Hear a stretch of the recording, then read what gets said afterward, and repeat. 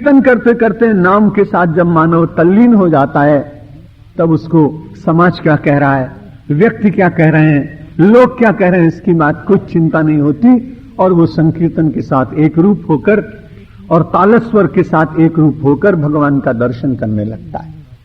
तो देहाध्यास को तोड़ने का भी एक बड़ा सरल उपाय संकीर्तन है। दूसरी भक्ति में ये कीर्तन को कहा कि जितना आप कीर्तन करेंगे, किसी की कीर्ति गाते हैं, तो उसके द्वारा भी उसके महिमा का ही तो गान होता है। और जब कीर्तन करते हैं तो आदमी को कैसे कीर्तन करना चाहिए, वो श्लोक आप में से सबको याद होगा, क्योंकि इस प्रांत का ही सबसे प्रसिद्ध श्लोक है, जिसमें चैतन्य महाप्रभु ने कहा कि कैसे जीवन में कीर्तन को धारण करना चाहिए। तो उन्होंने कहा, तरो तृणादपि सुनीचेनो तरो रिव सहिष्णुना अमानिनो मानदेनो कीर्तनीय सदा हरि। चैतन्य महाप्रभु ने कीर्तन कैसे करना चाहिए ये बताया। कोई आदमी कीर्तन करे और उसके द्वारा उसको लाभ ना हो, तो निश्चित बात है कि कीर्तन की महिमा घट जाएगी। इसलिए कीर्तन करने से पहले मानव की कुछ भूमिकाएं हैं। कोई बड़ा ग्रंथ पढ़ने से पहले इस ग्रंथ में क्या है, इसे जानने के लिए प्राय हम सब लोग उसका प्रोसेस पढ़ा करते हैं, उसकी भूमिका पढ़ा करते हैं। 4 पृष्ठ की भूमिका में पूरे ग्रंथ के क्या क्या विषय हैं, इनकी जानकारी हो जाती है। कीर्तन का पूरा लाभ उठाना हो तो कीर्तन की भूमिका चैतन्य महाप्रभु कह रहे हैं कि कीर्तन करने से पहले अपने को छोटा बनाओ। और कितना छोटा बनाओ, तृणादपि सुनीचेनो, मैं तृण से भी छोटा हूं। जो दूर्वा होती है, दूब होती है, दूब सबसे छोटी होती है वनस्पति जगत में। लेकिन गुरु नानक देव जी ने कहा कि अरे कीर्तन का आनंद लेना हो तो दूब तो बनना पड़ेगा। नानक नन्हे वह रहो कि जैसे नन्ही दूब, सभी घास जल जाएंगी पर दूब खूब की खूब। गुरु नानक देव ने कहा कि जब ग्रीष्म ऋतु आए जून के महीने में, तो आप जाके देखना लू चलती उत्तरी भारत में बहुत। जितनी वनस्पतियां सब सूख जाती, मुरझा जाती, वहां से पेड़ जल जाते हैं, लेकिन उतने सारी ग्रीष्म में भी एक छोटी सी दूर्वा वो फिर बड़े अच्छी तरह से हरियाली का आनंद लेती है। गुरु नानक देव ने कहा क्यों?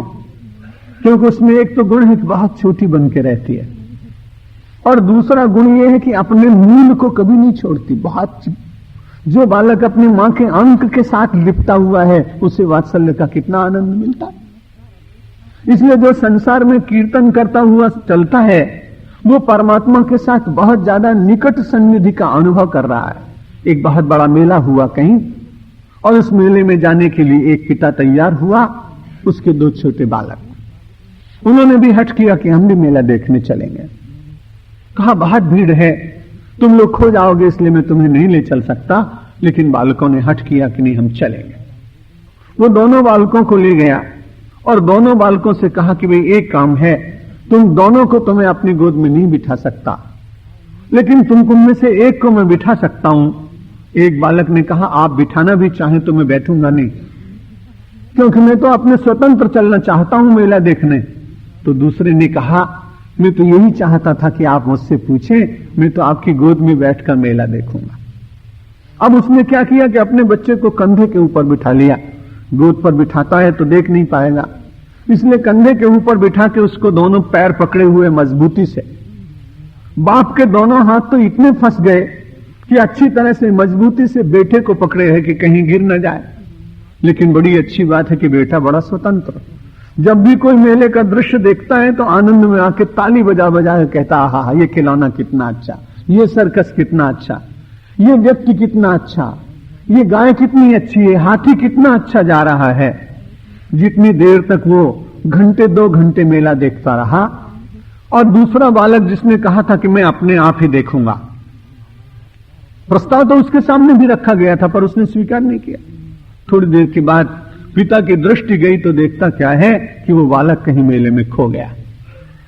जब मेले में खो गया तो उसके बाद जहां से सूचना दी जाती थी कंट्रोल टावर के पास गया। उसने कहा मेरा लड़का, ये नाम, उसकी ये आयु, ऐसा रंग, ऐसे कपड़े, घोषणा की गई। 4-6 घंटे के बाद लड़का मिल गया। ये तो मेले की बात है, लेकिन कभी आपने विचार किया कि कीर्तन करता हुआ अपने दोनों हाथों को बड़े आनंद से कीर्तन कर रहा है, लेकिन बैठा कहां है? पिता की गोद में बैठा है। पिता की गोद में बैठा है, कीर्तन कर रहा है, जगत से जाना नहीं पड़ा, दूर जगत में है, मेले का आनंद भी ले रहा है और तालियां भी बज रही हैं। और उस जगत के मेले में रक्षा करने के लिए, अपनी रक्षा करने के लिए उसको कोई चिंता नहीं है। पिता ही उसको पकड़ कर ले चल रहा है कि तुम देखो, संकीर्तन करने वाले को बड़ा लाभ कि वह आनंद से कीर्तन तो करता है, पर जुड़ा भगवान से होने के कारण परमात्मा उसी तरह से उसकी रक्षा करता है जैसे मेले में पिता अपने छोटे बालक की रक्षा करता है।